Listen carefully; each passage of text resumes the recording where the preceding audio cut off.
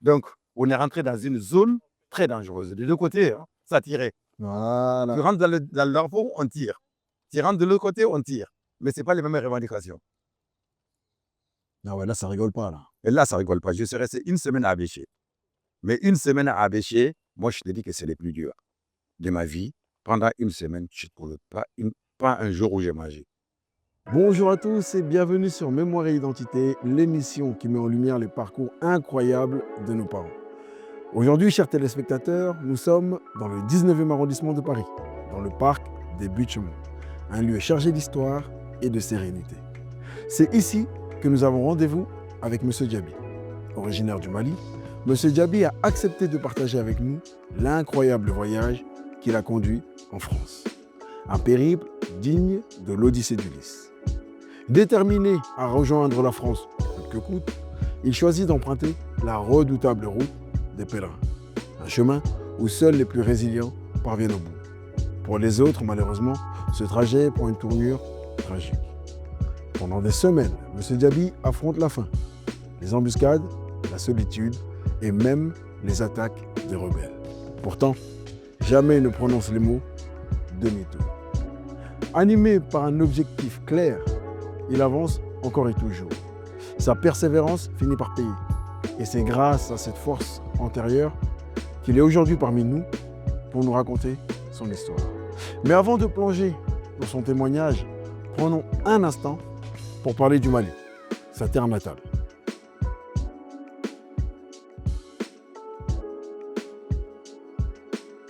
Le Mali a pour capitale Bamako, avec une superficie d'environ 1,3 million de km². Le pays compte aujourd'hui près de 22 millions d'habitants.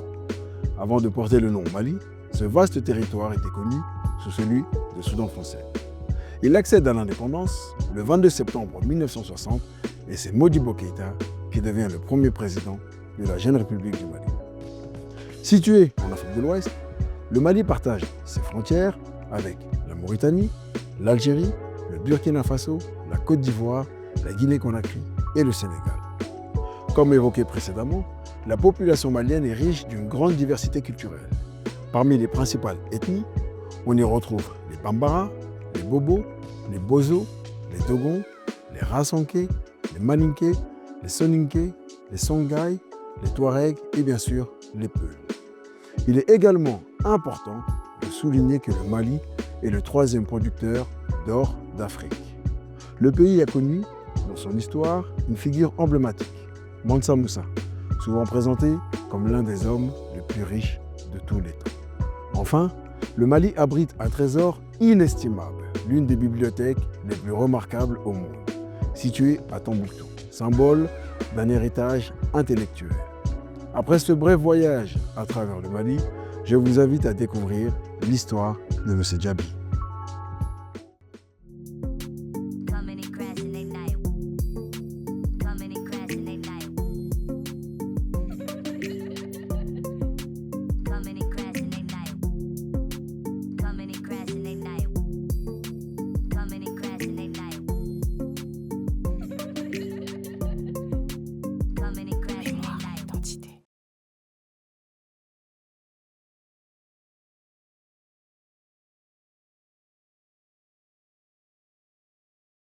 Bonjour à tous et bienvenue sur Mémoire et Identité, l'émission qui retrace le parcours incroyable de nos parents. Aujourd'hui, nous sommes avec M. Diaby. Franchement, on s'est eu, on s'est revu, mais au final, on est là ensemble et on peut faire l'interview qu'on attendait tous, celui des Soninké et des Maliens. Franchement, il a une histoire très intéressante et il a un message à faire passer à la jeunesse. Franchement, ça vaut vraiment le coup de l'écouter. M. Diaby, bonjour. Bonjour. Merci beaucoup. Merci mille fois d'avoir accepté justement d'être venu sur Mémoire et Identité pour nous raconter un peu ton parcours de vie et aussi passer ton message destiné à la jeunesse. Est-ce que, en quelques mots, tu peux te présenter? Et merci beaucoup. Je me présente. Déjà, vous me donnez un rôle qui n'est pas toujours facile. Parler de soi n'est pas toujours facile. Mais quand ça a un sens, quand ça peut être utile à d'autres, je crois qu'il n'y a pas de honte à ça. Mais exact, si c'est parler de soi, ça c'est pour se glorifier. Mais quand c'est pour parler, pour que ça serve à l'ensemble des gens, qu'on puisse tirer quelque chose, je crois que ça vaut le coup. et raison pour laquelle je me suis prêté à ces jeux-là. On te Je me présente, je Ouais, m'appelle merci beaucoup. Djabi Boubacar. Djabi, on a l'occasion d'en parler. Ouais. Voilà, merci beaucoup. Voilà, parce que comme on a l'habitude de le faire sur mémoire et identité, on aime bien aussi comprendre. On aime bien apprendre. Donc, comme généralement en Afrique de l'Ouest, même en Afrique tout court, hein, tu sais, nos noms de famille ont plus de valeur que nos prénoms. Donc, comme je le fais avec nos invités, j'aimerais savoir aussi quelle est la signification de ton nom de famille qui est Diaby. Merci beaucoup de me poser cette question qui est fondamentale. Moi, je crois que c'est la base de la transmission générationnelle. Et ça, c'est quelque chose quand les générations, ils ne le savent pas. Ils ont un nom de famille, ils ne savent même pas l'étymologie des mots et surtout leurs origines. Et ça, c'est l'étymologie du mot, c'est un mot arabe. C'est de l'Empire Ouagadou. Quand on appelait vœux exaucés, en français, ça veut dire douagab. C'est lui qui, quand ils font des vœux, nos aïeuls, et les vœux sont exaucés. Donc, l'étymologie du mot même, il vient du mot arabe. Jawab, touaou, quand tu fais des douaou. Donc, Diaby, ça veut dire faire des vœux. Et faire des vœux et les vœux sont exaucés. Ah, bien. Pas faire des vœux simplement. C'est joli Les comme vœux comme sont nom. exaucés. D'accord. Diaby. Le mot vœux, ils ont laissé qui est douaou. Comme c'est trop long, ils ont parlé seulement jawab. Jawab veut dire c'est exaucé. Tout de suite. D'accord, ok. Donc, on est resté Diaby. Franchement, c'est un très, très joli nom de famille. Alors, j'aimerais savoir, tu es originaire de quel pays? Ah, moi, je suis originaire du Mali. Et tu es de quelle ethnie? Soninké. Il y en a qui Voilà. disent Sarakolé. Alors, je rigole parce que Soninké. cet Il y en épisode-là, a qui disent Sarakolé. cet épisode, il est attendu. Il y a beaucoup, il y en a beaucoup qui m'ont dit, il faut faire les Sonic. Donc, il est là et il va vous représenter et vous allez être très, très fiers. Alors, tu as dit que tu étais originaire du Mali.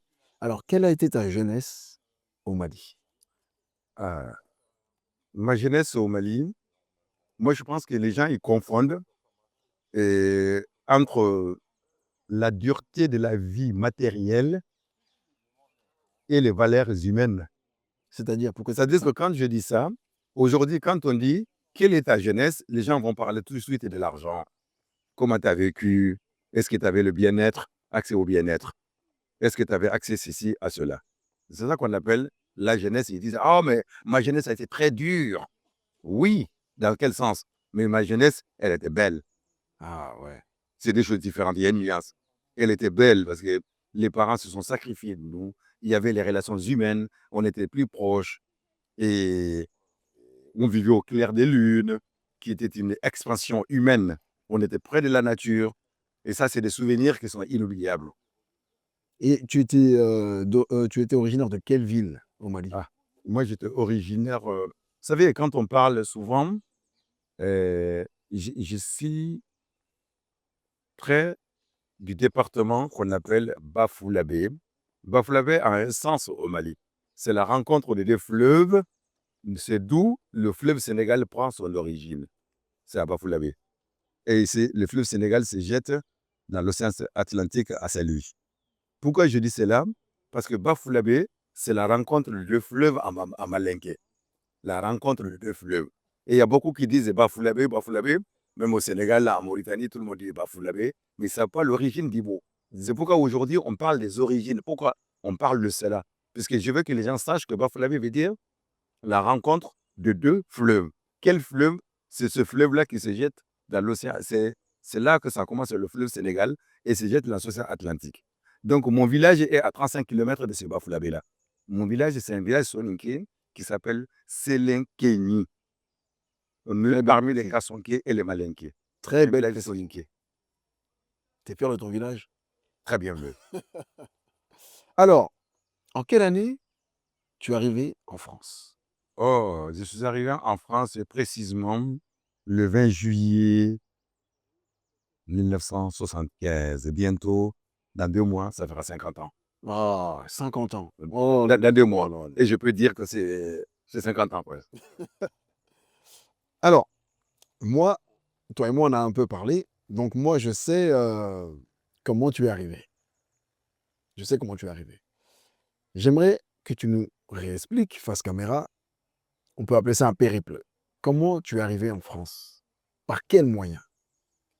Pour que les jeunes et les moins jeunes comprennent que aujourd'hui, nos parents, il faut vraiment les mettre là.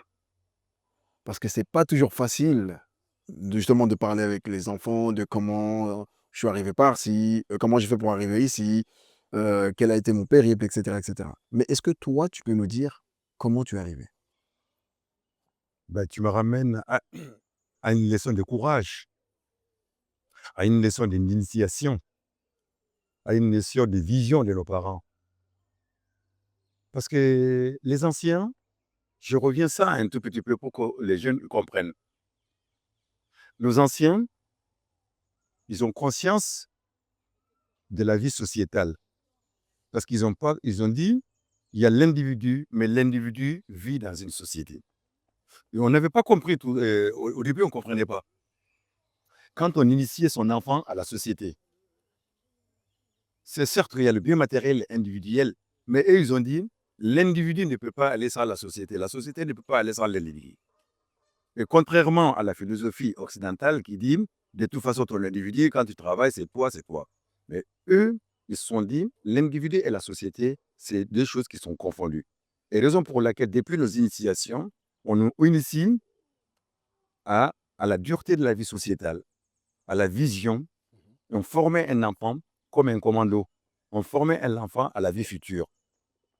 Et nous, si on lit la vie dure, parce qu'on ne comprenait pas, parce qu'on était innocent, on était vraiment, on ne comprenait pas pourquoi. C'est après qu'on comprend. Moi, je pense que c'est à la vie, c'est à l'âge de 12 ans, ce qu'on appelle l'âge de l'adolescence, qu'on commence à prendre conscience un tout petit peu que bientôt, nous allons nous prendre à nous-mêmes en charge et que ce n'est pas les parents, au fur et à mesure. Et cela faisait quoi dans la culture soniquée? C'est à partir de cet âge que les groupes d'âge commencent à se former, vont travailler un jour par mois ou par semaine, ça dépend de d'où, en hivernage, collecter un peu d'argent. Et les jours des fêtes, ils essaient d'organiser leurs fêtes eux-mêmes, qui ne dépendent plus des parents. Vous voyez? Ouais. Ça veut dire que le jour des fêtes, ils peuvent se tuer un truc, ils peuvent se retrouver entre eux. Depuis l'âge de l'adolescence, hein, depuis 12 ans, hein, arrivé à 15 ans, donc on est déjà mature. Ouais. On sait déjà qu'est-ce qu'il faut faire. On est confronté à la réalité de la société. C'est pourquoi j'ai dit, les anciens étaient visionnaires. Ils confrontent toujours à l'enfant à la dureté de la société. C'est une formation. Comme ici, aujourd'hui, quand on dit l'enfant est au collège, il faut qu'il aille un peu au stage. Et on dit, le stage, il faut que ce soit lui-même qui le cherche. Et d'où, en fin de compte, cette initiation, et, on n'a pas compris. C'est ça qu'on nous formait. On ne comprenait pas trop bien. Ouais. Donc, moi, c'est à partir de 15 ans, j'étais parti au collège en 68. Hein. Si je suis né en 53, ça fait 15 ans. Donc, Donc, ma première immigration, en fin de compte, sortir de mon village, c'est à l'âge de 15 ans. d'accord, donc tu as quitté ton village pour te Ah, retrouver c'est un premier dépaysement. Ouais, C'est une première rupture, que je ne suis plus dans mon village. Et c'est là que j'ai compris la vie. En ce moment-là, je n'étais plus avec personne. On appelle ça, c'est un logeur. On va loger chez quelqu'un. Ici, bon, ben, on dit quelqu'un qui t'héberge, même si c'est pas gracieux. Bon, mais tu payes pas, c'est la solidarité africaine, tu ramènes un peu de la nourriture. En ce moment-là, tu essaies de dormir là. Bon, ben, le week-end, tu essaies de travailler avec lui un tout petit peu. Donc, on s'est débrouillé comme on peut. Et cette première rupture, je crois que je suis resté 4 ans, Ah ouais, quand même, ouais. coupé de mon village. C'est Sauf que, tu étais parti où? En capitale directement ou? non, 35 kilomètres du Ah, village, d'accord, et 35 kilomètres. à Bafoullabé. Ouais, d'accord. Donc, cette rupture, ça nous fait apprendre la vie, quelque part. On arrive dans un village où on ne parle pas le dialecte. Déjà, on n'est pas chez nous. Ben, on se débrouille comme on peut. Bah, il parlait quoi? Bambara? Le malinké. Malinké? Le D'accord. malinké. Alors là, moi, je crois que je suis resté 4 ans là-bas. C'est à partir de là que l'initiation m'est venue en disant, moi aussi, je vais poursuivre un peu mes études ailleurs parce que pour pouvoir avoir des bons diplômes. Moi, au départ, franchement, c'était pour aller poursuivre mes études. Bon, il y avait l'immigration, certes, parce que l'immigration, il a des raisons diverses et variées. Bon, il y a des époques aussi dans notre immigration. Il faut voir, c'est par époque. Et tous les 10 ans, il y a le concept qui change. Parce qu'on n'a pas les mêmes époques. Les premiers migrants qui sont partis, peut-être ils sont partis par rapport à la découverte de mieux-être. Il y en a qui sont partis parce qu'il y a eu une période de sécheresse. Il y en a qui sont partis parce que ce sont des étudiants. Nous, on faisait partie de ceux qui sont parmi le lot qui sont partis pour peut-être pouvoir poursuivre un peu ses études ailleurs. Donc toi, En pensant Ouais. qu'il y a des meilleurs. Mais ça, c'est toujours en pensant que Donc toi, tu as quitté pour justement poursuivre les études. des études. Voilà, c'était pour les études. Et comment s'est passé ton voyage pour arriver jusqu'en France alors? Moi, je dis, un jour, je me suis amusé à faire mon parcours et à calculer un tout petit peu jusqu'à arriver en France, des villes en ville, des villages en village, le nombre de kilomètres que fait. Je suis resté des heures et des heures à le faire. Ça m'a fait 16 000 kilomètres. Donc tu as fait 16 000 kilomètres De mon village de ton village jusqu'à arriver en France. jusqu'à arriver en France, et j'ai calculé, ça faisait 16 000 kilomètres. D'accord. Donc, ce parcours, quand on le dit comme ça, il n'était pas si simple que ça.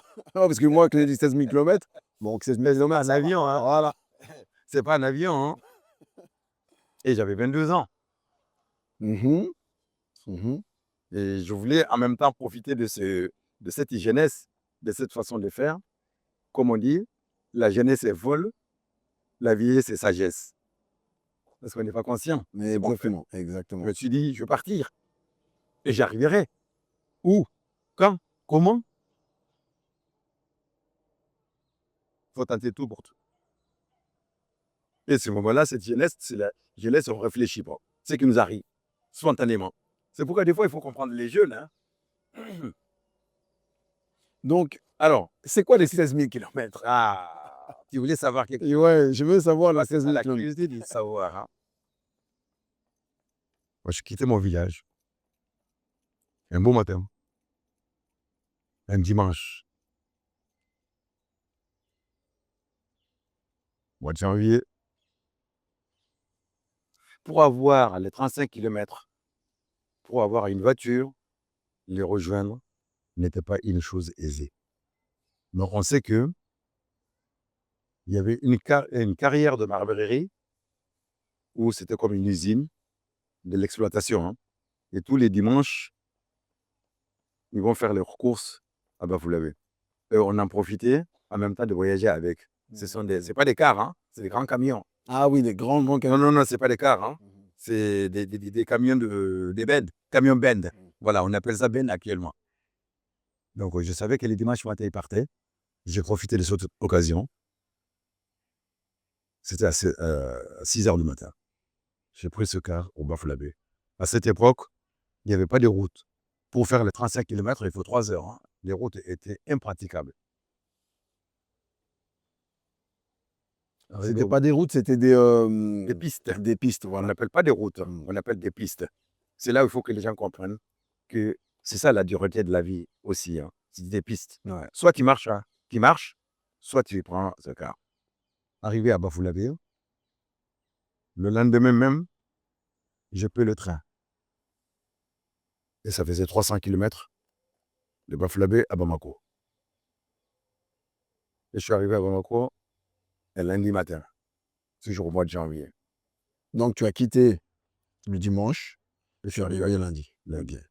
Jusqu'à là, Mais que faire? ça va. Jusqu'à là, ça va. Jusqu'à là, ça C'est le va. côté le plus agréable de la vie. Hein. Il y a encore les camions bêtes. On arrive, on traverse le fleuve, Bafoulavé. C'est un beau fleuve agréable avec les piroguiers. Et t'entends qu'il y a les oiseaux qui chantent comme les oiseaux qui chantent derrière nous. Ah ouais, là c'est agréable. Là. Le côté agréable de la chose. Hein. Et on prend le train. C'est toujours bien. Ah oui.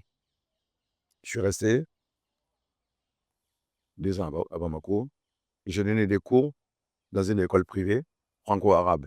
Moi, j'ai donné le français. Et puis, il y en a un qui donnait l'arabe. Donc tu parlais déjà le français. Ah oui, bah, voilà. C'est pour cette raison, j'ai dit, je suis parti pour poursuivre mes études. Hein. Alors, une fois, je me suis dit, allez, on tente. Parce que là, c'est pas le but final. Ça, c'est le début du commencement, comme on dit. Le matin, je prends la carte, sans l'aide de personne. Je dis quoi, que faire? Je regardais par la Tunisie. Je dis non, je ne veux pas c'est pas là. Je regardais par l'Algérie. Je dis non. Du coup, je dis tiens, qu'est-ce qu'il faut faire? Est-ce qu'il ne faut pas passer par le Mopti, la grande route des pèlerins? Qu'est-ce que l'idée m'est venue comme ça? J'ai dit, mais on l'appelait la route des pèlerins. Les Kankamoussa l'ont fait. Les autres, ils ont fait, mais c'est ça qu'on appelle la route du pèlerin. Et comme je l'ai vu un peu dans l'histoire, dans la géographie, l'histoire, j'ai dit, mais je prends ce chemin-là. Et que j'ai discuté avec personne en fin de compte. J'ai dit, mais en fin de compte, je passe par le Massina. Massina, c'est ça pour la région de Mopti. Je pensais où? Mais une question, ça, c'est le quart. Hein, et puis à Bamako, attention encore. Mais toi tout seul, hein? Ah, moi, je suis tout seul, hein, accompagné de personne. Hein, D'accord. accompagné de personne. Hein. L'idée m'est venue moi-même et je me suis pris en charge moi-même et j'y vais.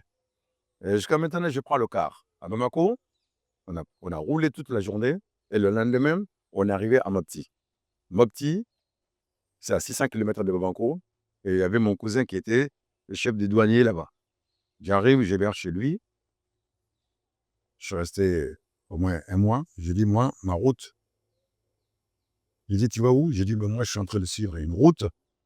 Mais ce que j'ai pensé, je voulais passer par Massina. Et j'ai fait la route des pèlerins. Peut-être je peux aller jusqu'à Égypte, et Soudan, Tchad, machin.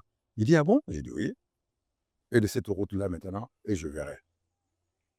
Je me suis lancé dans la nature, dans l'aventure. Hein. C'est l'aventure est réelle.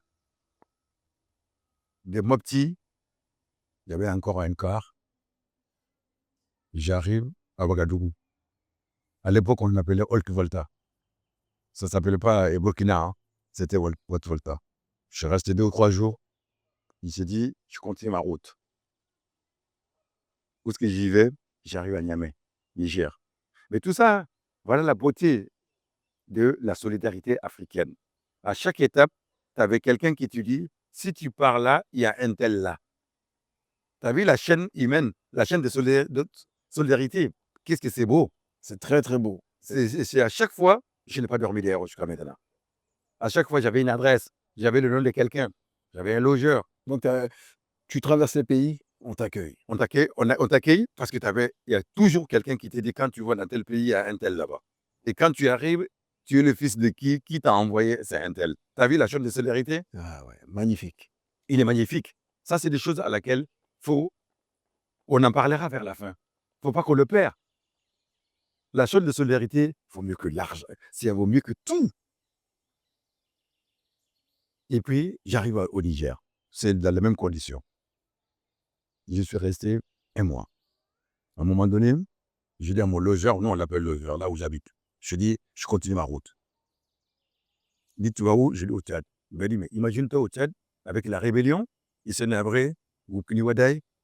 C'était en quelle année tout ça pour que... Mais moi, je me situe, c'est en 75. Tout ça, c'est en 75. Oh là là, il m'a dit, mais c'est dangereux ce que tu prends. Mais tu sais, je ne veux pas l'entendre. Tu étais destiné, tu t'es dit, j'y vais. Hop, je dis, j'y vais. Moi, quand j'ai décidé d'y aller, il faut avec la force de la jeunesse. C'est la force de la jeunesse. Avec l'inconscience de la jeunesse, la force de la jeunesse. Il faut y aller. Et le courage, il y a la ténacité. Je ne vois pas pourquoi je vais reculer. Après, je prends le truc, le car. J'arrive. Qu'est-ce que je fais? J'arrive dans une ville nigérienne qui s'appelle Maradi. Il y a quelques 300 km de... Tout ça, c'est le car. C'est l'écart encore. Hein. Parce que le plus dur de mon voyage n'a pas commencé encore. À part que tu n'as pas d'argent. Hein. Le jour où tu as faim, tu quittes ton logeur. Tout le long de la route, tu n'as plus d'argent pour manger. Hein. Si tu veux une journée, tu ne manges pas. Hein. Donc toi, tu avançais sans, Voilà. sans te remplir l'estomac, on va dire, c'est comme Tu ça. te remplis l'estomac. Hein. Si tu trouves de l'eau à boire, tu bois. Mais tu ne te remplis pas l'estomac. Ce n'est pas ton problème. Hein. Or, ça fait partie. Donc. Voilà. Et puis, arrivé à Niamey, J'ai continué, je suis arrivé dans la ville, comme je t'ai dit, et à Maradi. De Maradi, maintenant,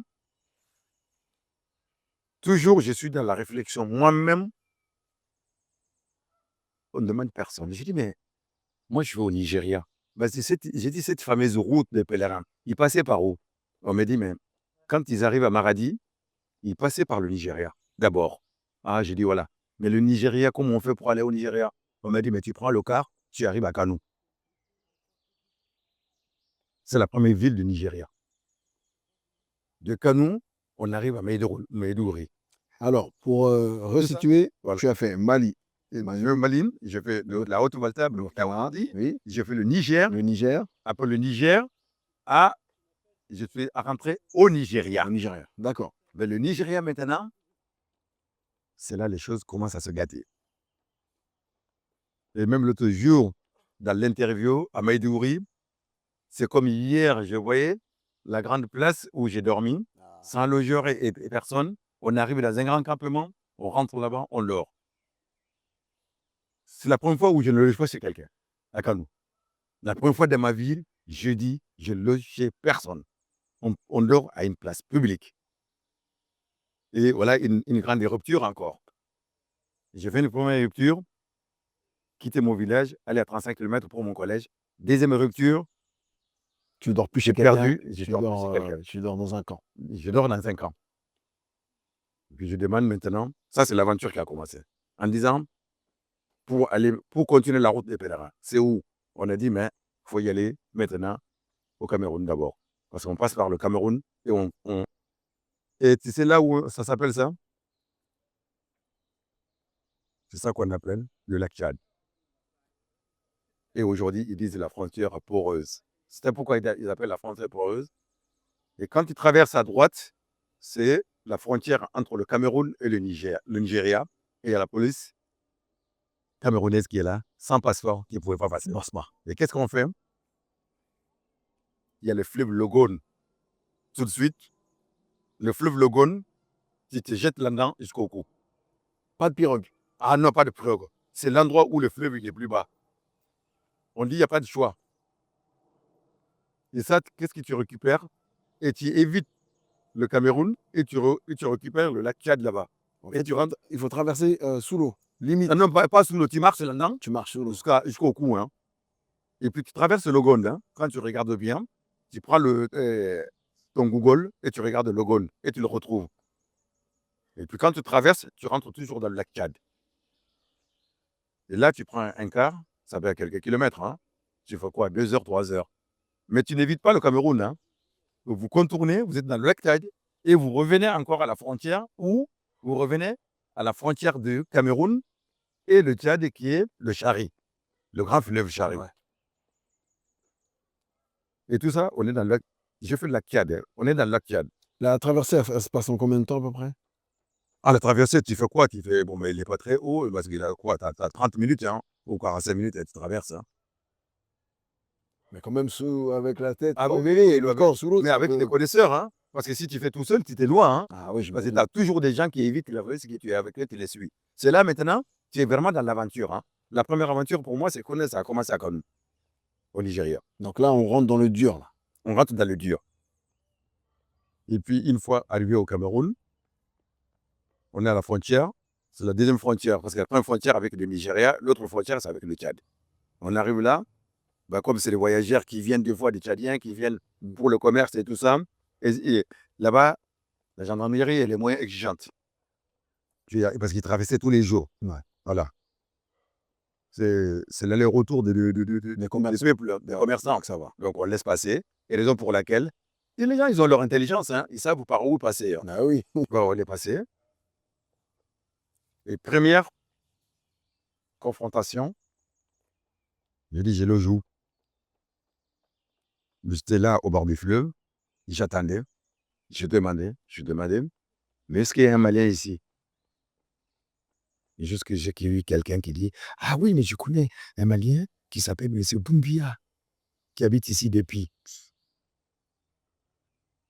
Je viens chez lui. On passait la nuit. Et 2 ou 3 jours, Il me dit, tu vas où? J'ai dit, mais moi, je suis la route des pèlerins. Il dit, mais qui t'a dit ça? J'ai dit, parce que moi, c'est l'inspiration qui m'est venue. Je me suis dit, ce chemin-là, ça peut m'amener loin. Je ne sais pas quoi et comment. Et tout le monde était étonné. Du coup, je suis parti le lendemain, mais entre N'Djamena, à l'époque, ça s'appelle Port-Lamy, la capitale.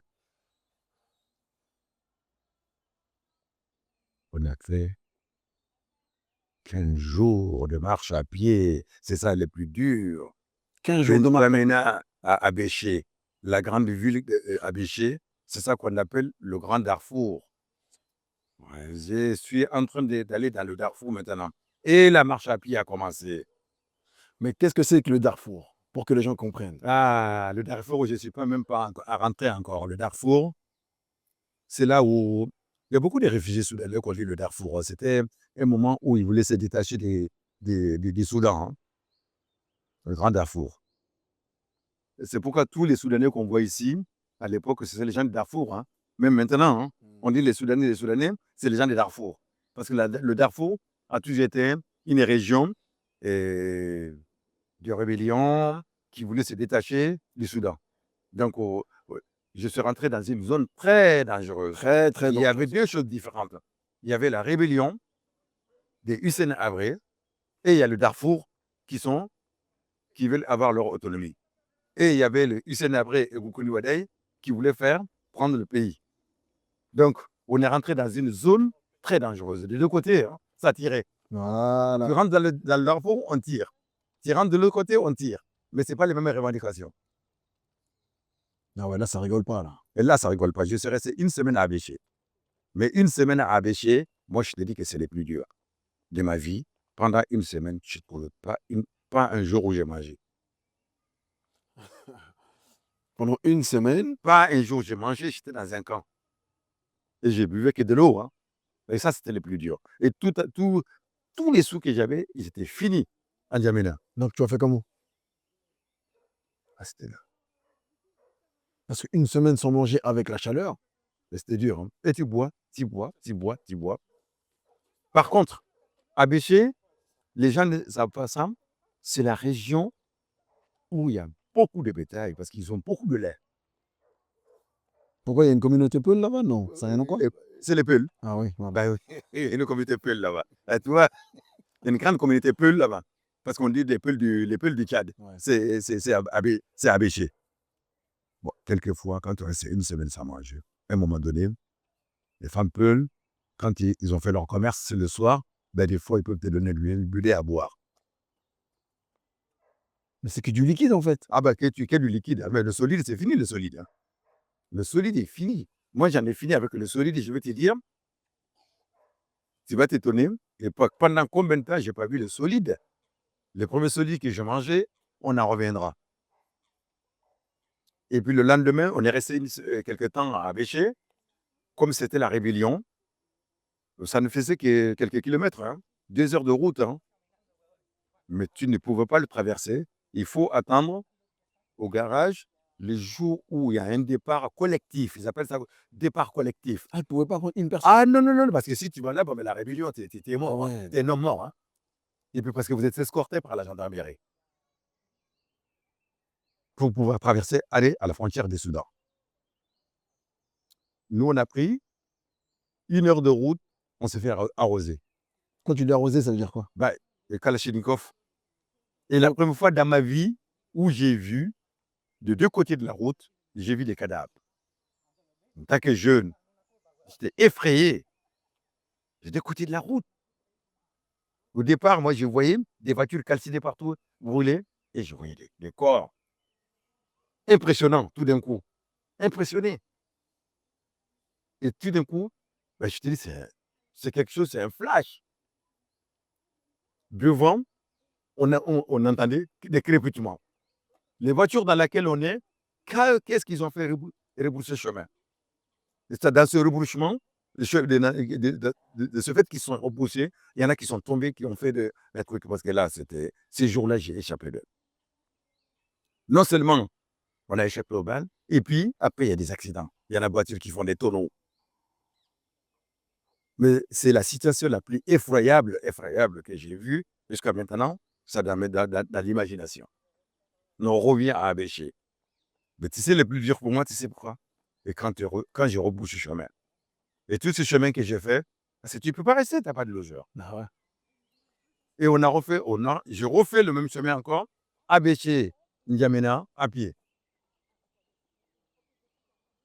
N'Djamena, Abéché, Et le retour, à pied. parce qu'ils étaient partis à la ville, et je fais le retour encore. Oh là là. Et le plus dur est là, hein, parce que là, tu n'as pas de quoi manger. Tu te débrouilles simplement quand C'est-à-dire tu que vois tu du lait. marches, t'as rien dans le ventre. Non, mais quand tu vois du lait, tu prends du lait, tu bois. Quand tu arrives dans un village, entre Abéché, tu essaies de boire, tu essaies de prendre du lait, mais il n'y a pas de solide. Tu ne vois pas la fumée, la cuisine, tu ne la vois pas. C'est même pas la peine d'y penser. Mais est-ce que tu sens une solidarité en Afrique? Par exemple, toi, tu vas dans un camp où Non, mais justement attention, moi, je ne dis pas que les autres ne sont pas solidaires, mais depuis que je suis sorti de l'Afrique occidentale, de chez nous, le Burkina, le Mali et le Niger, Ah, c'est autre chose. ça a changé. Et c'est pourquoi j'ai compris maintenant, quand ils disent que la route des pèlerins est dure. Parce que tout ce qu'ils vont, c'est le désert. Et il y a beaucoup qui mourraient. Mais il faisait chaud? Comment? Mais c'est énormément, c'est caniculaire. Ça veut dire que toi, tu traverses, il fait super chaud et tu manges pas. Tu manges pas, mais tu ne sens même pas. Enfin, je ne dis pas que tu ne sens pas. On a continué, arrivé à N'Djamena. Je suis resté chez mon logeur.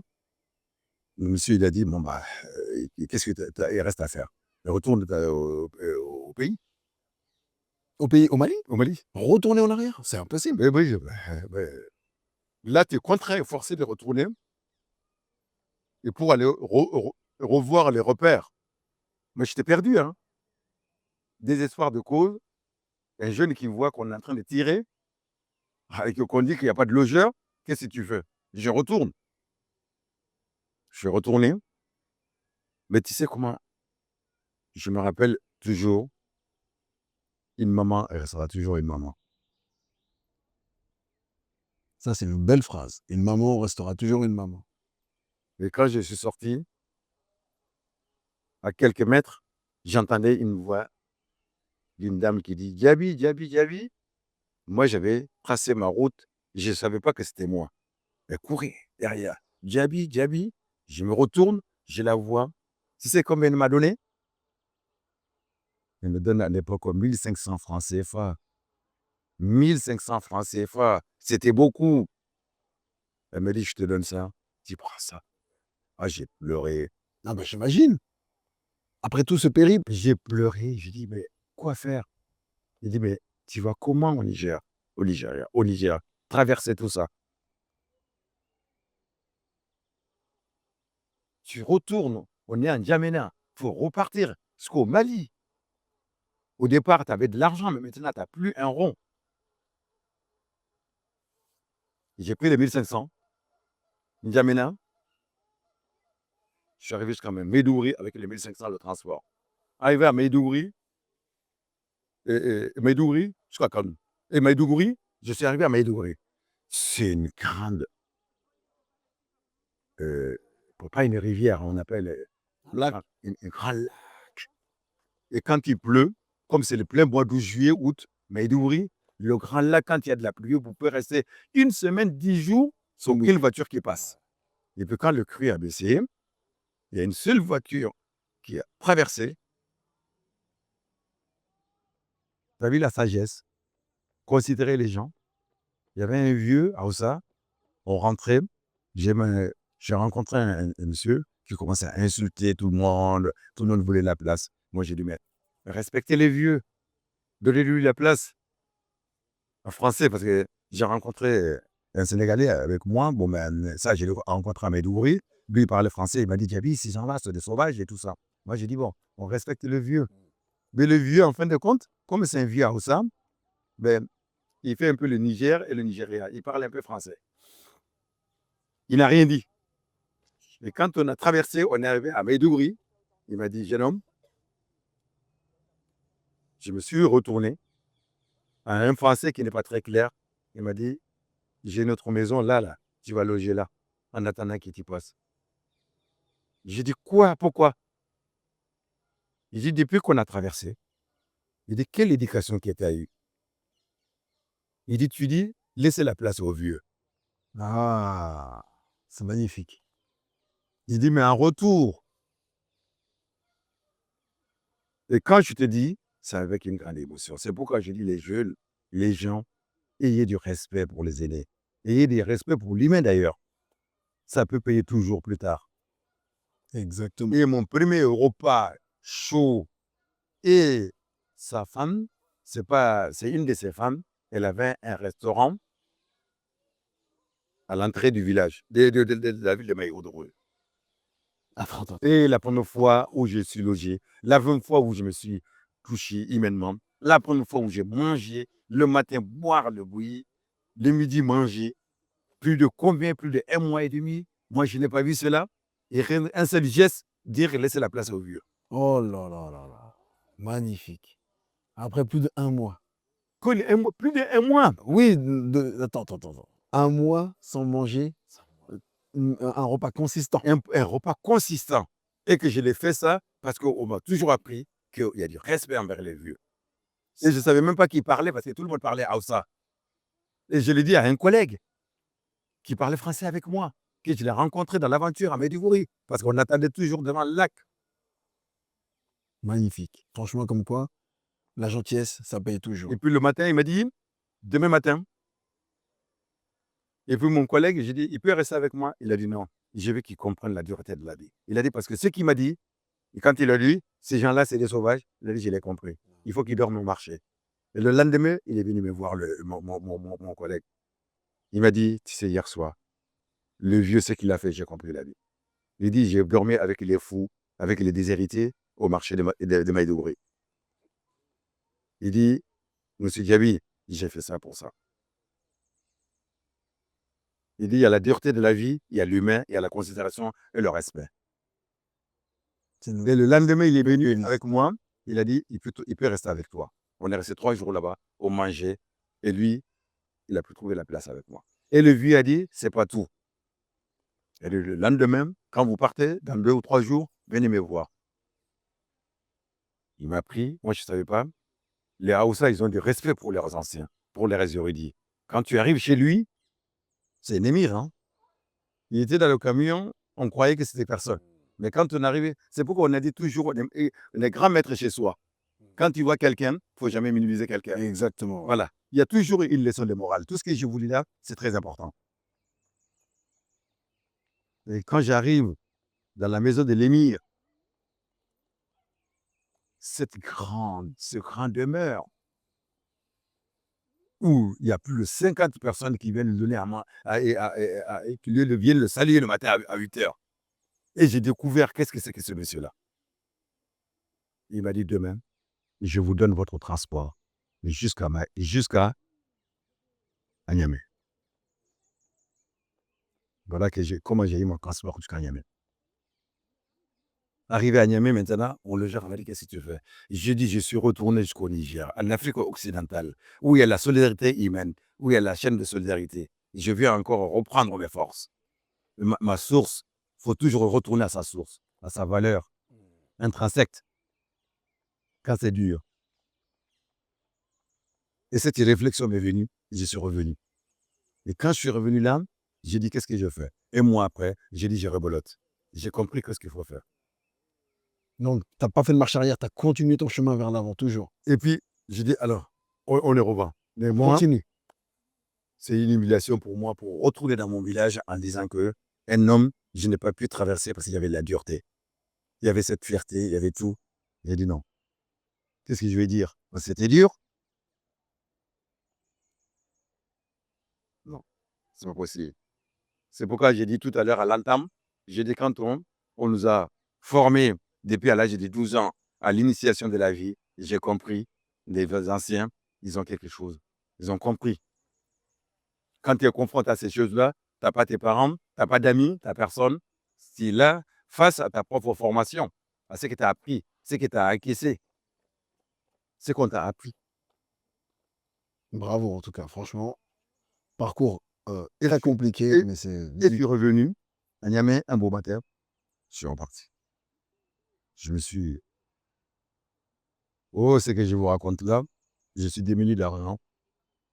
J'avais plus rien. Comment j'ai trouvé de l'argent? Je bricolais, il n'y a pas que ça. Voilà ce que ma mère m'a fait. Quand elle a appris que je suis au Niger, je suis coincé. Tu sais, ces gens, nos parents, ils faisaient de la filature, ils cultivaient nos mamans. Après, quand ils récoltent, ils vendaient un tout petit peu. Ils ont un bœuf, un taureau qu'ils laissent quand un jour leur fils se marie ou quand leur fils se marie. Et ce n'était pas pour la richesse, c'est pour l'avenir de leur enfant, toujours. Ce fameux, le jour où ils se marient. Je veux contribuer. C'est ça que je dis. Beaucoup de gens ne connaissent pas l'histoire des parents. Comment c'est parti? Tu as vu toute cette culture qu'ils font. Eux, ce n'est pas la richesse. À l'entame, je vous disais tout à l'heure, ce n'est pas la richesse matérielle. C'est cette vision de la société. Comment construire quelqu'un. Au lieu de lui dire d'abord comment il va réussir dans la vie, comment il va réussir sa vie. Qui est la base. Qui est la base, exactement. Qui est la base. Donc, ils m'ont aidé à construire ma vie. Et la vie, moi-même, je me suis construit dans la vie, mais ils m'ont aidé à construire ma vie. Ma vie d'abord. Parce que c'est ça mon socle. C'est ça ma racine, ma valeur. Qu'est-ce qu'il a fait? Il a dit, j'ai appris 25 000 francs CFA, un taureau que ma mère a vendu, c'était le franc malien, était la moitié du franc CFA. On a vendu à 50 000, ça faisait 25 000 francs CFA. En plein mois d'août, quand on a fait un mandat pour que jusqu'à Niamey, en disant voilà, tes parents t'ont dit d'envoyer ça parce qu'ils étaient coincés. J'ai dit, mais avec là, je comprenais pourquoi. Avec la culture, avec la filature qui fait en coton. Quand elle a magasiné, elle vendait. Et puis, avec cet argent-là, elle mettait un bœuf ou deux bœufs. C'est ce fruit de cet argent qui m'a mis aujourd'hui. J'ai dit, je garderai toujours en tête. Et on disait qu'ils n'étaient pas riches. Oui, mais ils ont construit, ils nous ont construit. Ils avaient le fondamental. Et c'est avec ce 25 000 que j'ai rebrouché chemin. Le jour où j'ai reçu, j'ai dit aujourd'hui, enfin, 25 000 francs CFA, encore, qui est venu de la brousse, de la campagne, que j'ai laissé derrière. Et là, ton périple, il a duré combien de temps là? Ça fait plus de 4-5 mois là. Ah oui, Ouais. mais, non mais, un an. Ah oui, un an. Un an. Ah, ça n'a pas été facile. Hein? Ah non, un an. Mais là, tu n'as toujours pas quitté l'Afrique, tu es toujours en Afrique. Hein? Je suis toujours en Afrique et je me débrouille encore en Afrique. Et je suis retourné avec les 25 000. Et cette fois-ci, je pouvais prendre le car et ça m'apprend la gestion aussi humaine et la gestion financière. Mais je me suis dit, je n'avais rien au départ. Là, j'ai 25 000. Il y a le car que je peux prendre. Je ne marche plus. De Djamena à truc, je pouvais prendre. Mais je gère toujours, je demandais combien ça coûte, combien qui va me rester. Combien que ça coûte, combien ça va me rester. Et ça m'apprend aussi la vie de la gestion. Exactement. Vous voyez, tout est plein de tout. Il y a l'histoire, il y a la morale, il y a la culture, il y a la gestion, il y a la dureté de la vie. Le tout en même temps. Et puis, avec ces 25 000, je continuais, je suis arrivé jusqu'à N'Djamena. Encore, à l'époque, on appelle Fort Lamy. Mais par contre, j'ai changé de logement. J'ai logé chez l'imam. Dans un quartier, encore en N'Djamena, qu'on appelle le quartier Sénégal. Ça veut dire quoi, Sénégal? Toutes les personnes qui sont venues d'Afrique occidentale, il y a leur quartier, ils appellent quartier Sénégal, parce qu'eux, ils appellent Sénégal tout ce qui vient de l'Afrique occidentale. Tout ce qui est Mali, Sénégal, de la Mauritanie. Ils disent Sénégal, en Afrique centrale là-bas. Ils disent quartier Sénégal. J'ai habité là-bas. J'ai eu le privilège, enfin, d'être chez l'imam. C'est une bonne chose. Parce que mon nom de famille s'y prêtait un tout petit peu Djabi à cela. Il a dit, ça, tu peux loger chez moi. Mais là, il y a encore une grande famille. Tous les matins, tu vas manger là-bas. Et tous les matins, je quitte, je vais manger dans un autre quartier, à midi, le soir. En passant, il y a un monsieur qui m'interpelle. Il me dit, ça fait tous les jours que tu passes par là. Il dit, mais dans ta physionomie, tu n'es pas tchadien. J'ai dit non. Il dit, tu viens d'où? J'ai dit du Mali. Il me dit, assois-toi. Ce monsieur s'appelle M. Dramé. À cette époque, il était directeur national de l'élevage du Tchad. Directeur national. On a causé. Il m'a dit, non, j'étais ministre de l'Information, sous ton balbaï. Il m'a dit, j'ai le mal du pays. Ah ouais, il n'était pas... Non, mais j'ai dit, j'ai le mal du pays. J'ai dit, quel mal du pays? Il dit, mon père est malien. Il vient d'un village qui s'appelle Dramané, au Mali. J'ai dit, comment tu as su ça? Il a dit, parce qu'il nous a raconté. Mon père a marié une Tchadienne. C'était les anciens militaires, c'était les anciens qui voulaient aller au pèlerinage. Ils sont coincés, ils sont restés en Afrique centrale. Moi, je suis le fruit de ça. Et c'est cette même route que tu veux prendre. Il dit, la route, elle n'est pas facile. Ça a coincé pas mal de gens. Ils sont restés. Il dit, mais il vaut mieux que tu restes. J'ai dit, comment tu as su que tu es de Dramane? Il m'a dit, parce que mon père me l'a raconté. Il dit, un jour, en 66, j'étais parti à Bamako pour une réunion de tous les ministres de l'information d'Afrique centrale et de toute l'Afrique. Il dit, c'était Modibo Keïta qui était président à l'époque. Moi, j'avais cherché à aller voir jusqu'à mes origines, à voir chez moi. Il dit, n'oublie jamais tes origines. Non, très Il dit, c'est un mal. Quand tu l'oublies. Il dit, pourtant, j'ai tout eu au Tchad ici. Moi, je suis ministre de l'Information. Il dit, mais c'est ce qui s'est passé. Il dit, on a toujours dit à Tombalbaï, qui est nous, d'origine d'Afrique occidentale, qui feront un coup d'État un jour. Donc, nous, on était espionnés. Je ne pouvais même pas en parler. Il dit, mais un jour, tu raconteras l'histoire en disant que tu as rencontré un drame. Il voulait que je reste. J'ai dit, non, je ne pouvais pas. Et dans tout ça, qui je rencontre? Je rencontre Ousmane, mon ami du Sénégal. Ah, tu l'as recroisé après?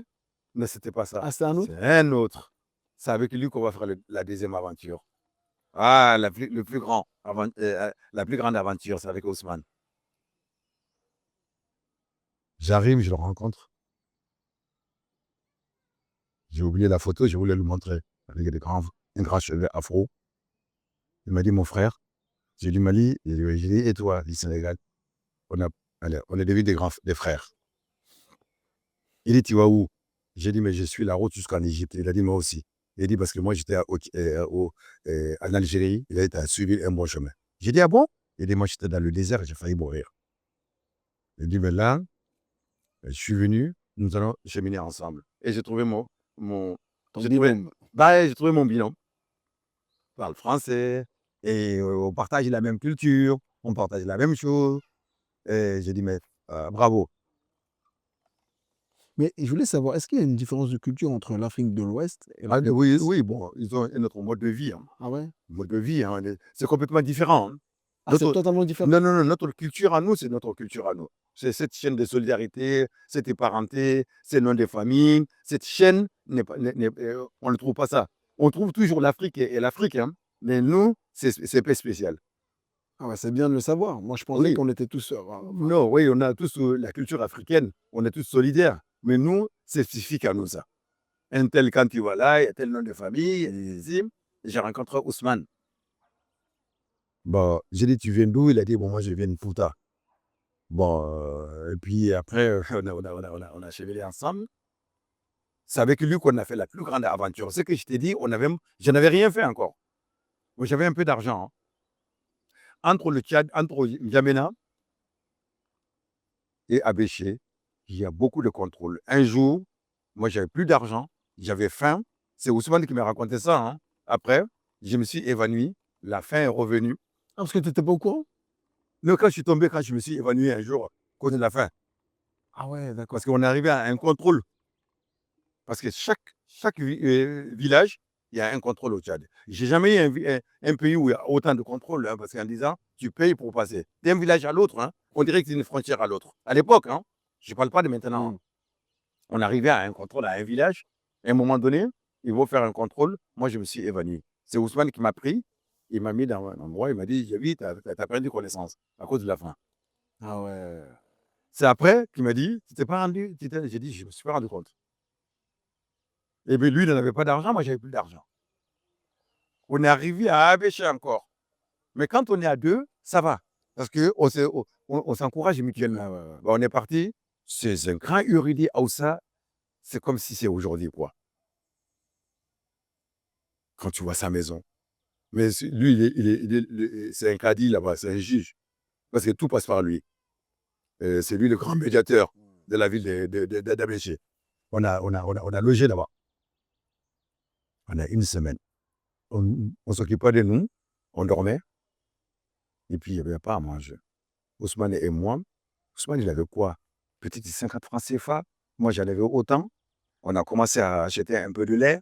Mais quand on n'avait plus, on n'en avait pas. Bon. Un jour, Ousmane a dit, encore, il m'a dit, Djabi, j'ai arrivé le car, et le convoi, ils appellent ça, c'est le convoi. Que ça part demain matin.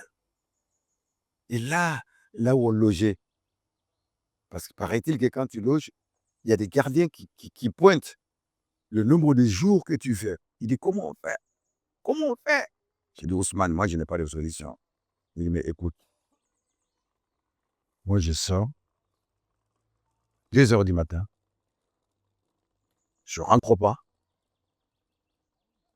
je peux pas lancer le déballage. Le tien et le mien. À 2 heures, lui n'est pas rentré. Il est resté, je pense. Il dit, Djabi, tu vois, quand vous avez la même culture, vous transmettez, il dit, escalade, vas-y, on y va. Tu n'as pas d'argent. Si on te le déplie, comment tu vas payer? Si on te déplie, on n'a pas d'argent. C'est un pays où c'est dangereux ici. Tu as vu, c'est un pays, et le couteau, c'est comme si c'est le bâton, quoi. On peut se faire tuer, hein. Au Tchad, quand tu rentres dans un camion, même les femmes, ils ont le couteau derrière leur dos. Hein. Ah oui! Un jour, quand on est rentré dans le truc entre N'Djamena et Abéché, et un jour, il y a un monsieur qui nous a demandé, il a dit, mais vous êtes pas tchadien? Il dit, mais vous n'avez pas de couteau, comment vous allez faire? Et comment vous allez faire? Vous n'avez pas de Pourquoi le couteau, c'est... C'est une arme défensive et offensive. Hein. Ah, c'est tout le temps là-bas. Ah, bah, Il n'y a oui, pas oui, de oui. coup de poing, c'est des... Ah oui, oui, si tu as ça, ils te le mettent. Hein. Ah ouais. Ah ouais. Bon, on est parti. Entre un soniqué et un peu le courageux, on est parti. On est parti. Bon, arrivé maintenant à la frontière, cette fois-ci, ils n'ont pas tiré. Ils n'ont pas tiré. On est sorti tout de suite. On est arrivé à la frontière. C'est le Tohubohu. Parce qu'il y avait tellement de réfugiés et soudanais à l'époque. On arrive à la frontière, on a des milliers de billets. Des camps partout. Des camps partout, des monde partout. Et puis, la police contrôlait en disant, attends, avant le contrôle, Ousmane et moi, on est habillés, on est passé en 15 vitesse. On est arrivé dans la ville qu'on appelait Adré. On est parti. Le premier logeur, il m'a dit, il m'a dit, tu viens du Mali? Il m'a dit, tu sais, tous les grands érudits maliens qui sont partis au pèlerinage à pied, c'est là, ils l'ont logé. Tu as vu la chambre dans laquelle, et le lit sur lequel, qui tu dors, c'est celui-là. J'ai dit, ah bon? C'est la route du pèlerinage. On a demandé à ce monsieur, comment on fait aussi? Il dit, mais attends, on ne part pas comme ça. Hein. Il dit, parce que tous les mois,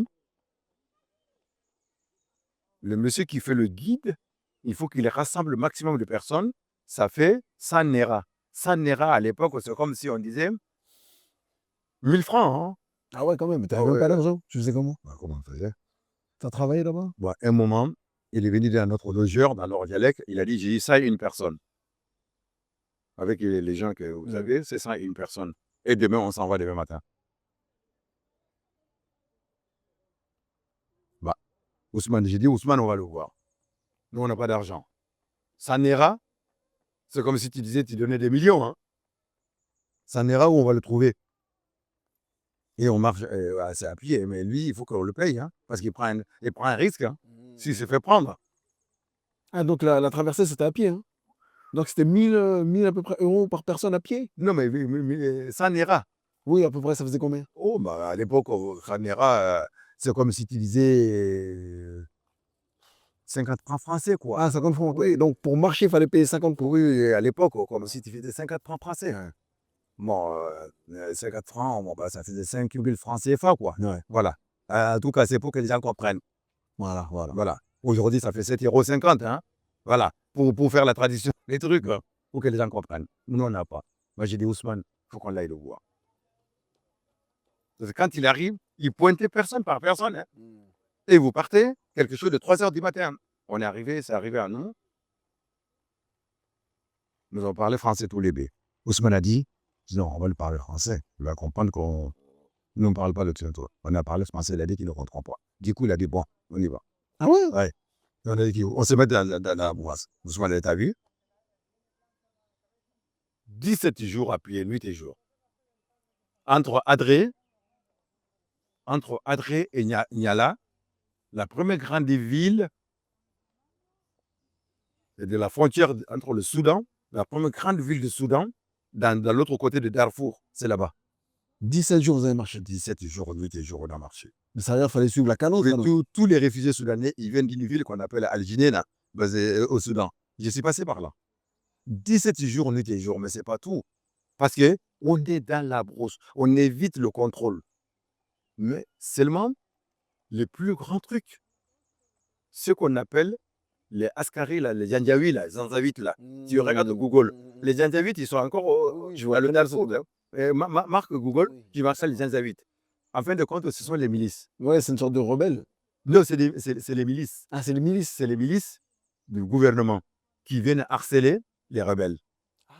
Ah, d'accord, ok. Non, c'est les milices, c'est la milice que le gouvernement a payée. Et jusqu'à maintenant, en fin de compte, au Soudan actuel, quand tu vois la guerre entre le président actuel et l'autre là, l'autre c'était un Janjaouite, hein. C'est une ancienne milice. Ah, c'est une ancienne milice. Ah, voilà. Voilà. Oh là là. C'est pas terminé encore tout ça. Non, mais c'est pas terminé depuis plus de 70 ans, ils sont encore. Et c'est lui qui se rebelle contre le gouvernement. Parce qu'il est devenu général. Al-Bourhan et l'autre là. Et moi, j'ai trouvé cette histoire là-bas, je l'ai laissée à 75.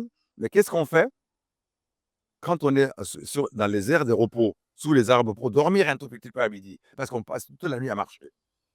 Mais vous reposez combien de temps à peu près?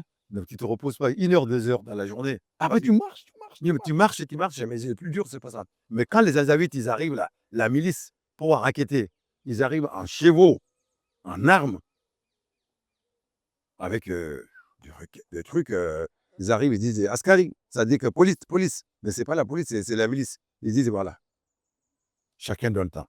Et le monsieur, c'est pourquoi je comprends maintenant pourquoi il fait un erreur. Il faut qu'il donne un peu d'argent pour nous sauver la vie. Un jour, ils sont arrivés, moi je dormais, Ousmane dormait, ils ont dit Askari, on s'est réveillé. Ousmane et moi, comme on était plus jeunes, ben, on a couru. Et quand on a couru, on s'est perdu de vue. Et on sait où c'est parti les 100 autres personnes. Ah ouais. Pendant 2 jours, nous, on était perdus dans la brousse. On était perdus, on ne sait pas. Et un soir, vers 19 h, on est arrivé dans un grand marigot, dans le Darfour, on s'est fait agresser. Parce qu'ils voient les sacs. Et ils nous voient, parce que moi, j'avais un sac et lui, il avait un sac. Ils ont dit, un monsieur a dit qu'il va voir quelqu'un avec un sac. C'est un étranger sûr. Pas étranger seulement parce qu'il a de l'argent. Ah là là là là là là. Il a commencé à m'agresser. Ousmane a défendu. On s'est battu. On a eu nos sacs en main. On n'avait rien là-dedans. On a arrivé à se sauver. Mais il y a un truc que je voulais savoir. Tu as marché 17 jours. Je n'ai pas fini les 17 jours. Ça, c'est parmi les 17 jours. Parmi les 17 jours. Ah non, c'est pas fini. Hein. C'est dans les 17 jours qu'il y a eu cette aventure, c'était mes aventures. Après, ici, on dit le hasard n'existe pas. Un soir, 10 jours après, on ne sait pas comment. Ousmane entend du bruit, moi j'entends du bruit. J'ai dit, Ousmane, est-ce que tu entends quelque chose? Il dit oui. Mais ce n'est pas le groupe. 2 jours après. Hein. 2 jours après, ce n'est pas le groupe. Mais nous, on partait comme ça. On ne sait pas où aller. On est perdus. Mais tout d'un coup, on attend Ousmane de serrer. Et on voit le monde. Voilà le plus beau jour, un des plus beaux jours de notre vie. Ah, j'imagine. Ah ouais, 2 jours de galère. Les jeunes qui se perdent en plein Darfour. En plein Darfour. Qui ne sait pas où aller, qui n'a pas de boussole, qui n'a rien. Parce que pour nous, on était morts, on était finis. Hein. Personne ne pouvait plus penser qu'on pouvait s'en sortir. Surtout que pendant le trajet, il y a un vieux qui est décédé. Il y a un jeune enfant qui est décédé. Mais tu Non, avais quoi comme chaussures pendant? Parce que marcher 17 jours. ah, mais attends, je vais y arriver. Les chaussures, ça, c'est autre chose. Hein. Et quand on a fait le Darfour, quand on a trouvé le monde, pendant ce temps-là, comme je t'ai dit, tu ne m'as même pas posé la question, est-ce que tu mangeais? Non, parce qu'on ne passe pas par aucun village. Ah oui, c'est la brousse totale. Mais qu'est-ce qu'on fait? J'ai vu des choses incroyables. Parce qu'il y avait un bidon en fer, là, tu sais, de 4 litres. J'ai vu ça, le bidon, un bidon en fer, là. C'est pas des tonneaux, hein. Mais c'est Donc, pas le tonneau, c'est le 4 litres qu'on met ouais. là-dedans. Mais tu coupes là-haut, là, en bas, ça reste, le fond reste en bas. Qu'est-ce que tu fais? Comme il y avait des petits milles partout, t'en prenais. Ça, c'était à volonté, parce que personne ne vous contrôlait, parce que vous passez par les champs. Vous prenez une pierre, vous l'égrenez, comme en Afrique, on égrenait l'arachide. Et quand ça devient en poudre, tu le mettais là-dedans, et tu mets de l'eau, tu laisses une journée. Tu sais, quand tu bois ça, ça devient quelque chose d'un peu plus solide. Donc tu faisais du mil Et tu le mettais dans dans de l'eau, tu diluais le mil et l'eau. pendant un temps, il reste. Et puis tu le buvais. Et si ça te reconfortait simplement, ça devient du solide. C'est pas l'eau, c'est pas de l'eau en tant que l'eau. Il y a au moins ce truc du mil. Ouais, ouais. Oh non, non, non, non. Et puis moi, j'ai eu le malheur que mes chaussures sont coupées. Il y a une Ah, parce sorte qu'il n'y avait pas de Nike, de running avant. non, il y a une sorte d'épine. Je l'ai vu, tu es obligé de marcher là-dedans. Parce que si tu perdais, si on perd le truc, c'est chacun pour soi. C'est l'enfer. Ouais, fallait, Ah non, mais tu te perds là-bas, ça y est, tu es foutu. Hein. fallait suivre, C'est ça ou la mort. Hein. fallait suivre le groupe. C'est ça ou la mort. Hein. Et il y avait la pastèque. Ça, c'est un pays où il y a de la pastèque. C'est pas dans toute la brousse. Là, par contre, on prenait te casser la pastèque. La première fois où j'ai vu une pastèque, on l'a cassée, on mangeait. C'était ça qui était le réconfort. Mais ça reste de l'eau quand même. Oui, c'est un peu. Après, on est arrivé à Niala, dans le camp de réfugiés de Niala. La première fois où j'ai vu un camp de réfugiés énorme, il y a du monde. On a dormi qu'une nuit. Mais nous, on était solitaires, hein, on était tous les deux. On a dormi là, après on est passé à Niala. Qu'est-ce qu'on fait? Il faut continuer sur Khartoum. Niala, Khartoum, ça fait un mois. Niala, Khartoum, Ousmane et moi, on a marché des jours. Mais par contre, on n'était plus dans le groupe. Le groupe est fini. Quand vous arrivez au camp des réfugiés, non, mais c'était plus le groupe. Parce que vous êtes entré dans le Soudan profond. Ouais. On a continué. On a fait tout le Soudan jusqu'à arriver à Khartoum. Oh là là, quand j'ai vu la capitale de Khartoum, je l'ai dit comme c'était hier. Quand je suis rentré dans la capitale de Khartoum, où loger, Ousmane et moi, on n'en avait pas. Ben, moi, j'avais entendu quand j'étais à Niamey qu'il y a un étudiant malien qui s'appelle Ousmane Diarra. Quand tu vois qu'il était étudiant à l'université de Khartoum, j'ai dit Ousmane, est-ce qu'on ne va pas à l'université? Mais comme Ousmane, il parlait arabe, parce que lui, il a fait de la médersa au Sénégal. Donc, il a fait l'Algérie, parce qu'il a fait un peu d'études à l'Algérie. Donc, il a commencé à demander, on commençait à trouver des repères. Hein. Il a demandé en arabe, c'est où il se trouve l'université de Khartoum. On nous a indiqué, tu marchais, hein? On arrivait à l'université de Khartoum. Moi, j'ai demandé Ousmane. On attendait sur un étudiant, et aussi d'Afrique occidentale. Il m'a dit, mais Ousmane, il doit être là. Quand il est venu, un homme sage, calme, pondéré, avec une réflexion. Quand je lui dis, il m'a dit, Jabi, Khartoum est compliqué. Faites attention à vous. Parce qu'ici, quand on vous chope, vous êtes rentré clandestinement, ils ne prennent pas de taxi ici. Et tous les taxis sont pleins des services secrets des GAFA numériques. C'est tout quand on voit des étrangers comme ça, on soupçonne, tout le monde soupçonne tout le monde. On a dit, mais restez ici demain, moi je vous accompagne là. Parce que voir un étranger ici comme ça, vous êtes, il y a plein de risques. Hein. Et puis ici, quand on te prend en prison, c'est des mois et des mois. Hein. fallait pas voir la prison d'ici. Hein. Du coup, il nous a accompagnés, lui-même. Il sait à quelle heure, à quel moment, quel car qu'il faut prendre. Il a payé. On arrive. Toujours cette solidarité. Et oui, cette solidarité, parce on a vu quelqu'un de l'Afrique occidentale encore. Or que des fois, on se tire dessus, mais enfin, quand je dis on se tire dessus, Oui, oui, c'est chamaille. oui, c'est chamaille, mais En fait, les gens ils n'ont pas connu ce côté luxueux de la chose, quelque valeur, quelque beauté de la chose. franchement, Bon, voilà, tu as vu? On est arrivé, on arrive chez un vieux. Quand j'ai arrivé là-bas en 75, ça fait plus de 40 ans qu'il est là-bas. En 75, ça fait plus de 40 ans qu'il est là-bas. ah ouais, quand même. Et bon, ouais. et, quand on fait le recul, c'est quelqu'un, si on arrive 40 à 75, ça veut dire 1930, quoi. Hein? Tu vois? Ouais. Il a eu le vieux, même grand patient. Il accueille tout le monde. Mais c'est un Peul du Massina. Il parle Peul comme c'est hier, quoi. Décidément, les Peuls, on est partout. Hein. Vous êtes partout, hein? Big up aux Peuls. Voilà. Bah, on arrive là, il a dit, mais c'est que le 40 ans. Il parle Bambara, il parle Peul, mais il vient de Mopti. Il m'a dit, bienvenue ici. Ici, c'est la maison des pèlerins. Voilà. Il dit ici, ça l'appelle la maison des pèlerins, la route des pèlerins. C'est ici. Et la première fois, j'ai entendu parler de ces mots-là. Et ça s'appelle Androumman, la banlieue de Khartoum, derrière le fleuve. Mais là, ton périple, ça s'est calmé, on va dire. C'est pas calmé. Ah bon?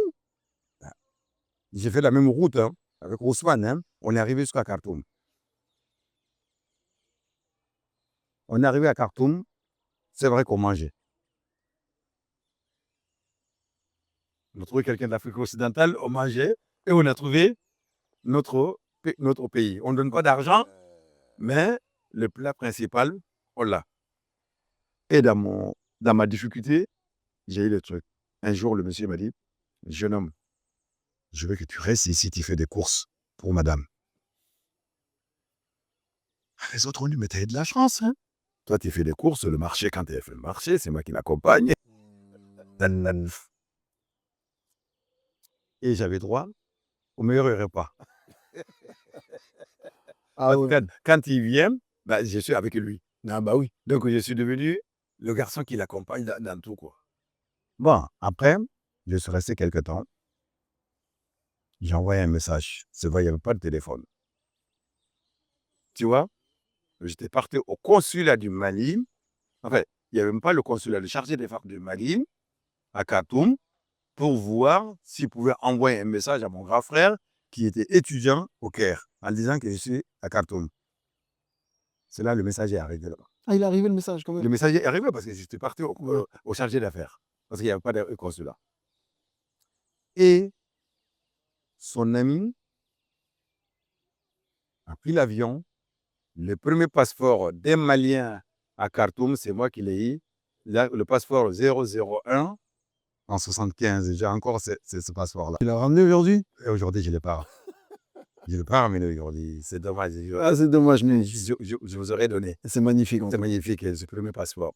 Et quand j'ai eu, le passeport a été un bonheur. Je suis arrivé, j'ai dit j'ai le passeport. Le vieux a dit non, le passeport peut être un bonheur, ça peut être un malheur. J'ai dit pourquoi? Il a dit mais comment tu vas trouver le visa pour aller au Caire? Parce qu'il faut mettre un visa là-bas. Ici, tu vas te chercher un visa, on te met en prison. Mais t'as un passeport? Mais il y a le visa. Passeport sans visa, ça vaut rien. Non. Si tu rentres dans le bateau, comment? Tu rentres dans le train, comment? Tu traverses la frontière entre le Soudan. C'est là le plus dur. Bon, Ousmane m'a dit, demain, moi, je vais y aller. Ousmane parle arabe. C'est un étudiant. Il arrive là, il le dit en arabe, je viens pour mon passeport, ceci, cela, bap, on prend Ousmane. Il y avait Lee qui était là. Attends, il le prend, ça veut dire quoi? Il le met en prison. Ah bon? Ah oui, passeport, bon, ils ont dit comment tu es rentré dans le pays. C'est que Ousmane nous a dit, dès qu'on est arrivé, de faire attention. Mais pourquoi il s'est jeté dans la gueule du loup alors? Parce que s'il n'a pas le passeport, on voulait y aller au Caire. Comment il va y aller? On est pris dans un engrenage. Hein. Ah oui. Arrivé à Khartoum, c'est pourquoi le logeur a dit attention, le passeport ne veut pas dire tout le grand bonheur. Donc ils l'ont pris, ils l'ont ramené en prison. Et c'est pourquoi il a dit que beaucoup de gens restent à la route du pèlerinage, il ne peut plus bouger. Soit ils sont à Khartoum, soit ils restent au Tchad. Tu as vu les anciens, la route des pèlerins, c'est dur. Mais c'est très très dur. Alors, lui, on est resté une journée, on ne l'a pas vu. Ousmane est parti. Et un de nos amis qu'on a trouvé là-bas est parti me voir en faisant. Il a dit Ousmane n'est pas présent. Il a dit les conditions effroyables. Effroyables. Vous ne pouvez rien faire pour lui. Moi, j'ai dit demain, je vais prendre mon visa. Tu as vu comment on tente tout, malgré que ils ont pris mon ami. Je vois ça, mais je suis un peu Ouais, choqué. je ne peux rien faire pour lui. Mais je vais voir Ousmane. J'ai dit Ousmane, mon visa, il a dit, tu ne vas pas tout seul, c'est ce que je t'ai dit. Le Soudan est trop compliqué. Le Soudan est trop compliqué. J'ai dit, si je vois ça, ils ont pris Ousmane. Il a dit, ah bon? J'ai dit, ils ont pris Ousmane Ba? J'ai dit, oui, ils ont pris Ousmane Ba. Bon, je disais par là, on va écourter un tout petit peu parce qu'on a été trop long, mais on ne peut pas tout raconter de Khartoum. Mais j'ai eu mon visa. Bon, je l'ai eu avec, voilà, j'ai pris le bateau, j'ai pris le train jusqu'à Atbara. C'est une grande ville soudanaise. Après, j'ai pris le bateau dans le Nil. Je suis arrivé jusqu'à Aswan. Aswan, c'est là où les Soninké sont restés des millénaires d'années. C'est pourquoi on dit Soninké. Soninké, les gens de Aswan. Donc, j'ai visité Aswan. Donc, je suis resté là-bas. De Aswan, maintenant, je suis arrivé au Caire. De Caire, j'ai pris Air France. Je suis arrivé ici au mois de juillet 2020. 2075. Le 20 juillet de 75. J'ai dit le 20 juillet 75. Jusqu'à arriver ici, il y a eu des dépaysements. Bon, on a vu, c'est un peu le choc, ce qu'on pensait de la France. On pensait avoir des grands bâtiments, des ceci, cela. Finalement, tu te retrouves même en traversant Roissy, un truc, tu vois, tu es dans les champs, dans les campagnes, ben, tu te retrouves, quoi. Ouais, Voilà, t'imaginais, quoi. Parce que l'imaginaire est parti et on rentrait dans le parce qu'à l'époque, il y avait des photos de la France avec la Tour Eiffel. avec la Tour Eiffel et tout ça, et donc toi, tu rentres dans l'imaginaire. Donc, l'histoire de l'immigration, en fin de compte, elle est résout à ça. En fin de compte, c'est tout est un combat, c'est tout est une valeur. Mais je dirais la morale de la chose. Arrivé ici, moi, je me suis investi dans l'associatif, dans le communautaire, pour préserver nos valeurs et nos cultures. Parce que je sais aussi, quand j'ai tenu, c'est cette scène de solidarité. Et j'ai vu les foyers tout de suite, ça m'a rappelé la scène de solidarité que j'ai vue depuis que j'ai quitté. À chaque fois que j'arrive dans un endroit, on dit un logeur, avoir un camarade, c'est toujours cette solidarité. Arriver c'est la solidarité. Et quand je trouve les foyers, c'est comme si on n'a jamais perdu notre chaîne de solidarité. Voilà. C'est pour qu'elle est plus court, quoi. Ça nous suit toujours. Et c'est ça qui nous suit, et on ne connaît pas l'histoire de la chose. Et on ne connaît pas sa valeur. C'est lui qui est né avec une cuillère en or, comme on dit, et tu ne peux pas comprendre qu'il y a toutes ces choses-là, pourquoi on est au foyer, pourquoi on se tient. Mais il faut pas traverser comme nous beaucoup de choses pour comprendre ce que ça veut dire. Il faut se retrouver confronté à la réalité de la vie à un moment donné. Bah ouais, parce que là, dès que j'entends ton parcours de vie, franchement, je peux que dire chapeau. Bon, après, quand on arrive là maintenant, c'est vrai que la vie n'est pas toujours facile. Il y a, au quotidien, on ne parle pas la langue. Et déjà, quand on ne parle pas la langue, on croit qu'on est bête. Voilà. On nous regarde comme si c'est des gens qui ne. Tu sais, quand tu ne parles pas, on dit que tu n'as pas de valeurs, tu n'as pas de culture. Parce que entre je ne parle pas ta langue et je n'ai pas de valeurs, et n'ai pas de culture, c'est deux choses différentes. Et on s'est trouvé confronté à ce monde de contradictions permanentes. Et nous avons fait l'immigration familiale. Nos enfants sont venus dans cette contradiction. Et beaucoup de difficultés dans ce genre de choses. Parce qu'on a pris la culture des parents comme si c'était une culture de seconde zone. Malheureusement, ouais. Voilà. Leur religion, c'est une religion de ceci. Ainsi de suite. Ils ont vécu dans cet environnement de frustration et ça a créé une fragilité en eux. Parce qu'un enfant, en fin de compte, sa valeur, c'est ses parents. Son ciment, c'est ses parents. Moi, quand j'ai parlé tout de suite, depuis l'enfance, je parle de quoi? Des parents. C'est ça que, voilà. Voilà. Si tu as des questions à poser. Ouais. Alors, moi, j'aimerais qu'on parle un petit peu de la communauté soninké. La communauté, J'aimerais savoir qu'est-ce qui caractérise un soninké. qu'est-ce qui caractérise un soninké? C'est ce grand voyageur déjà. Parce que le grand voyageur, les gens disent que les soninké, ils viennent d'Aswan. Mais pour moi, non. Les soninké, ils viennent de la Mésopotamie, de la Babylone. Ils ont suivi la route de l'eau. Parce que quand ils voient tout leur tracé, c'est de la Méditerranée. Ils sont arrivés à Canaan, la Palestine actuelle, on appelle Canaan. Ils sont redescendus jusqu'à arriver, suivre tout le Nil, jusqu'à le grand lac Tchad, et jusqu'à le grand lac Nasser. Ce grand lac qu'on appelle Aswan. Aswan, c'est ça qu'on appelle Soninké. Et de là, ils ont refait la route que j'ai faite parce qu'ils ont fait le lac Tchad. En fait, les Soninké, ils suivent. Oui, c'est ce chemin que j'ai fait. Je dis la route du pèlerinage, mais c'est la route des Soninké en même temps. Et puis, jusqu'à arriver maintenant, et ils ont suivi tout le fleuve Niger, jusqu'à arriver au lac Fagbin. Fagbin, c'est le nom Soninké, Fambiné. Fagbin, d'accord. Fagbin, Fambiné. Et c'est le lac Fagbin, en fin de compte, qui fait le Ouagadougou. Parce qu'il est à 80 km. Donc, il se termine jusqu'à Ouagadougou. C'est le grand lac où il y avait l'élevage, l'agriculture qui était prépondérante et le grand commerce. Et le Soninké est caractérisé aussi par le commerce. Parce que quand ils étaient à Aswan, l'Aswan et le Yémen, parce qu'avec le golfe d'Aden, l'endroit où il y a le golfe, c'est l'endroit où le commerce se faisait entre Aswan et le Yémen. Donc les Soninké, c'est là où ça a prospéré le commerce, de là. Donc à cette base-là, c'est des millénaires. Hein. Le Soninké est un grand voyageur, un commerçant, et ça les caractérise. Jusqu'à arriver à l'immigration, en fin de compte. C'est ce voyage de commerce.